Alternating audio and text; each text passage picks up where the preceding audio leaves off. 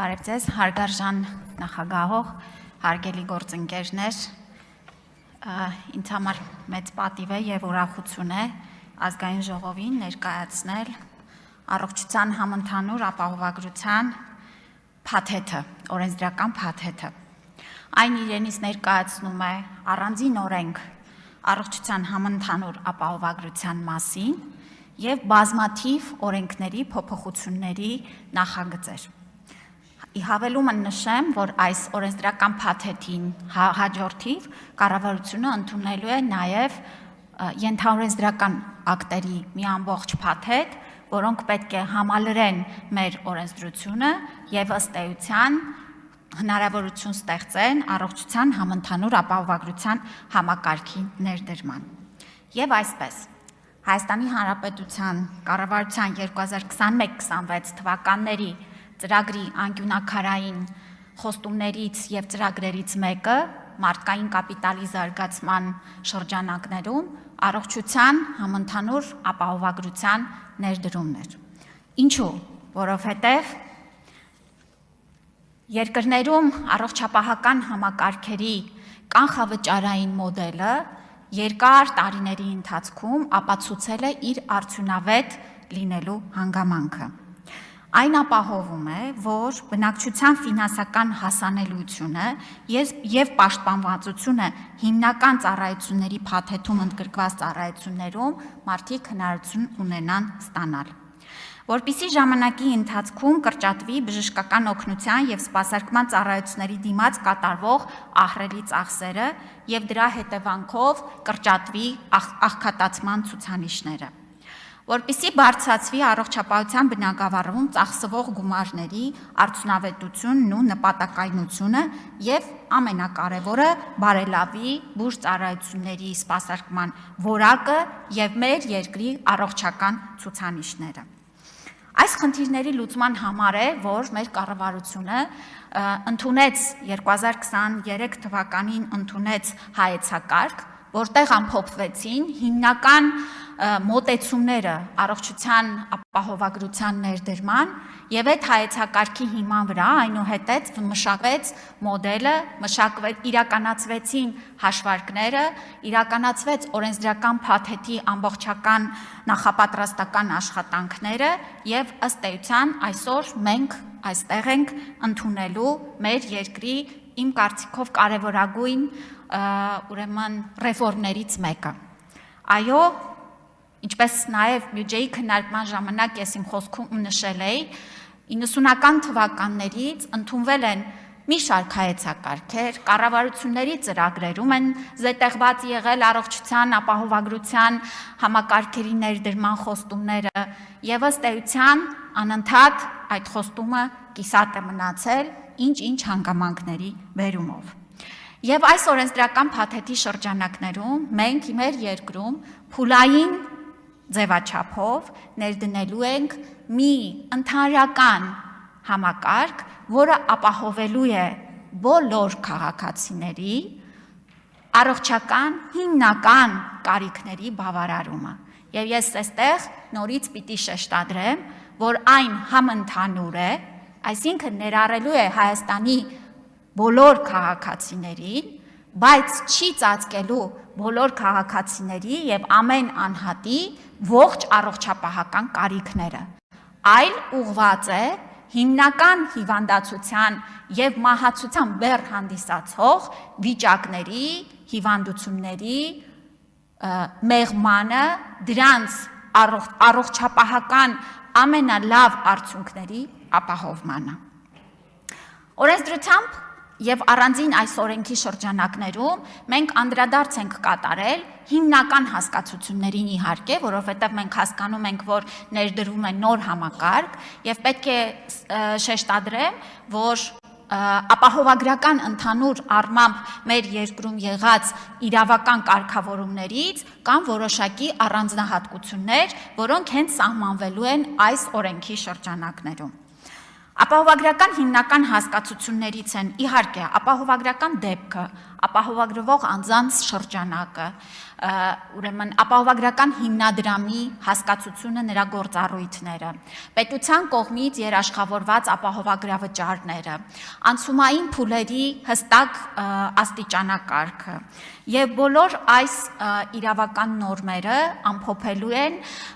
ուրեմն իրեն շրջանակներում, ինչպես նշեցի, հիմնական հասկացությունները, իրավանորմերը, անցումային դրույթները, վեճերի ուրեմն քննարկման մեխանիզմները եւ մյուս իրավական ակտերը, որոնք որ հարակից են հանդիսանում այս օրենսդրական փաթեթում, ամբողջացնելու են այս համակարգի իրավական կարգավորումները։ Առողջության համընդհանուր ապահովագրության շրջանակներում սահմանվելու է այն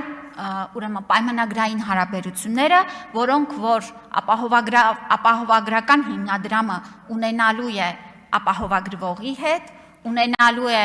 առողջապահական կազմակերպությունների հետ, ովքեր որ իրականացնելու են բժշկական ծառայությունների եւ դեղորայքային ապահովության ծառայությունները եւ այս շրջանակներում հստակ սահմանվելու են այն ընտրության չափանիշները, որոնց հիման վրա ապահովագրական հիմնադրամը կնքելու է պայմանագրեր առողջապահական կազմակերպությունների հետ ի օգուտ երրորդ անձանց։ Ուզում եմ առանձնակի շեշտադրել, որ մեր ուրեմն ապահովագրության բարեփոխման հիմնարար սկզբունքներից է,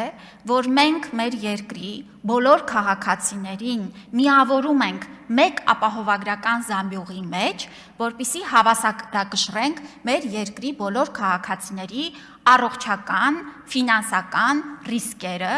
ինչի արդյունքում կարող ենք ստանալ շատ ավելի հավասարակշռված փաթեթ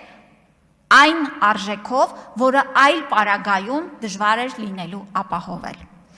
Սա հիմնական սկզբունքներից մեկն է, այսինքն ստեղծվում է բազային պետական ապահովագրական փաթեթի համար, որը նույնական է լինելու բնակչության բոլոր խմբերի համար, բոլոր անհատների համար, մեկ միասնական պետական ապահովագրական հիմնադրամ։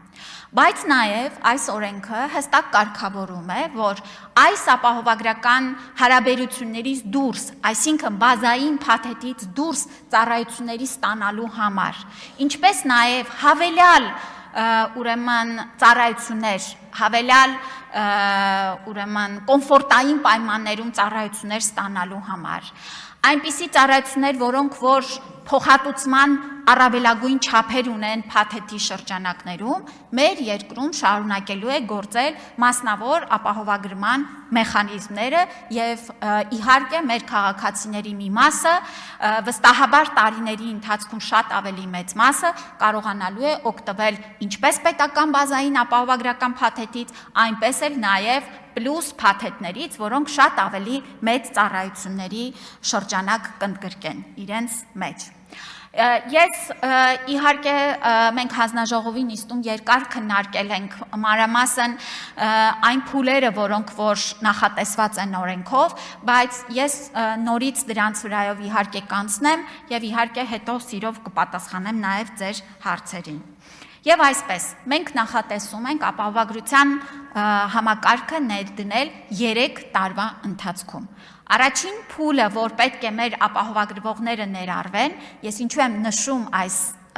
ձևակերպումը, որովհետև ըստ էության մեր նախորդ տարիների աշխատանքը եւս եղել է մեծապես ապահովագրական համակարգի նախապատրաստական փուլ եւ բազմաթիվ մեխանիզմներ, որոնք որ անկյունակարային են լինելու համակարգի համար, արդեն իսկ պիլոտային տրամաբանությամբ տարիներ է, որ գործարկվում են։ Եվ այսպիսով 2026 թվականի առաջին փուլով ապահովագրվելու են բնակչության հետևյալ խմբերը, մինչև 18 տարեկան երեխաները, 65 պլյուս տարիքի անձինք, 18-ից 65 տարեկան հաշմանդամության կարգ, ֆունկցիոնալության գնահատական ունեցող քաղաքացիները եւ անապահովության միավորներ 28 եւ ավել միավոր ունեցող անձինք։ Այս բոլոր խմբերը ապահովագրվելու են պետության կողմից եւ նրանց ապահովագրավճարը վճարելու է պետությունը պետական բյուջեի շրջանակներում։ Հաջորդ խումբը, որ ներառվելու է 2026 թվականից 200,000 դրամից ավել աշխատավարձ կամ դրան հավասարեցված եկամուտ ունեցող քաղաքացիներն են եւ նրանց համար էլ կառավարությունը մեղմելու առաջին մեկնարկային տարվա ֆինանսական բեռը ներդնելու է հետևյալ սուբսիդավորման համակարգը։ Ես կնշեմ այն աշխատավարձային ուրեմն խմբերի տարբերությունները, որոնք որ սուբսիդավորման ճկուն համակարգից կարողանալու են օգտվել։ Եվ այսպես, 200-ից 500,000 դրամ աշխատավարձ ստացող մեր քաղաքացիները պետք է վճարեն տարեկան 129,600 դրամ, որը բաժանելով ամսական ստանում ենք 10,800 դրամ։ Վճարումը իրականացվելու է ամսական կտրվածքով։ 10,800 դրամից նրանք զինապահ հիմնադրամին այսօր վճարվող 5,500 դրամի փոխարեն վճարելու են ընդամենը 1,000 դրամ եւ մնացած 4,500 դրամը կարողանալու են ուղղել առողջության ապահովագրությանը։ Հաջորդը ֆիզիկական անձանց հայտարարագրման համակարգի շրջանակներում սոցիալական կրեդիտների շրջանակում հետ վերադարձն է, այսինքն մեր կողմից վճարված եկամտահարկից պետությունը այսօր մեզ վերադարձնում է մեր անձի առողջության եւ կրթության ծախսերը հոգալու համար։ Եվ այս սոցկրեդիտների շրջանակներում, նորից եմ կրկնում, 200-ից 500,000 դրամ ստացող քաղաքացիները մինչև ամսական 6,000 դրամի շրջանակներում կարողանալու են հետ վերադարձ ստանալ։ Այսինքն, այս 2026 թվականի ֆինանսական բեռը քաղաքացու վրա այս խմբի ընդամենը 300 դրամ է լինելու։ Հաջորդը 500-ից 1 միլիոն դրամ աշխատավարձ ստացողներն են։ Այս խմբի քաղաքացիները այսօր վճարում են զինապահ հիմնադրամին 8,500 դրամ, շարունակելու են վճարել 1,000 դրամ եւ մնացած 7,500 դրամը եւս կարողանալու են ուղղեն առողջության ապահովագրությանը։ Սոցկրեդիտների շրջանակներում նրանք ամսական մինչեւ 4,000 դրամի կարողանալու են հետ վերադարձ ստանալ։ Եվ 1 միլիոն դրամից ավել ստացող քաղաքացիները շարունակելու են զինապահին վճարել 15,000 դրամը եւ կարողանալու են հետ վերադարձ ստանալ միայն սոցկրեդիտի 4,000 դրամը։ Ինչու է այսպիսի տարբերակված սուբսիդավորման համակարգ ներդրվում։ Շատ պարզ պատճառով, որովհետև մեր ապահովագրական փաթեթի արժեքը, ապահովագրավճարը ըստ էության ֆիքսված է եւ նույնական է բոլոր քաղաքացիների համար։ Եվ այստեղ ավելորդ չեմ համարում ընդգծել, որ ամեն մարդ վճարում է իր ապահովագրության համար, կոնկրետ փաթեթի համար։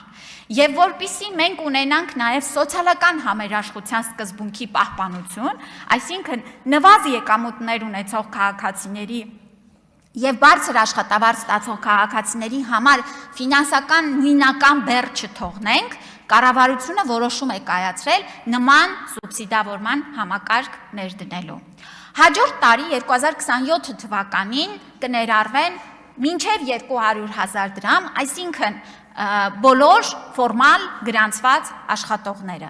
Եվ երրորդ ավարտական փուլին մնացած բոլոր քաղաքացիները, ովքեր որ ուրեմն հանդիսանում են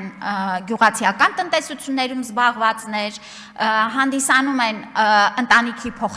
կապակցված անձինք, օրինակ ուսանողները, եւ այլն, եւ այլն, եւ այլն։ Այսինքն 2028 թվականի հունվարի 1-ից մեր վերջնական փուլը մեկնարկում է եւ 29 թվականին ըստ էության մեր բնակչության ճնշող մեծամասնությունը պիտի ունենա առողջության համընդհանուր ապահովագրություն։ Ապահովագրության հիմնական ներդրման մոդելի առանձնահատկությունը հետևյալն է, հարգելի պատգամավորներ, հարգելի քաղաքացիներ։ Մարդը իր կյանքի ընթացքում փոքր գումարներ ներդնելով վստահ է լինում, որ երբ որ հիվանդությունը վրա է հասնում, կամ երբ որ պետք է հոգալ առողջության մասին, նա կարող է դա իրեն թույլ տալ, որովհետև ինքը ներդրում է արել այս համակարգի մեջ։ Այս համակարգի շնորհիվ մենք մեկս մեկի համար ապահովում ենք առողջական խնդիրների վրա հասնելու պարագայում ապահովության համակարգ։ Արդյոք այս համակարգը լուծելու է մեր բոլոր խնդիրները։ Իհարկե, հարգելի քաղաքացիներ, այս համակարգը հակառակը վեր է հանելու նաև բոլոր այն թաքնված խնդիրները, որոնք որ տարիներով մենք չենք կարողացել հասցեագրել։ Եվ մեր հանձնառությունն է այս համակարգի շնորհիվ վերհանել խնդիրները, լուծել խնդիրները եւ ապահովել մեր քաղաքացիներին առողջության իրավունքով։ Շնորհակալություն։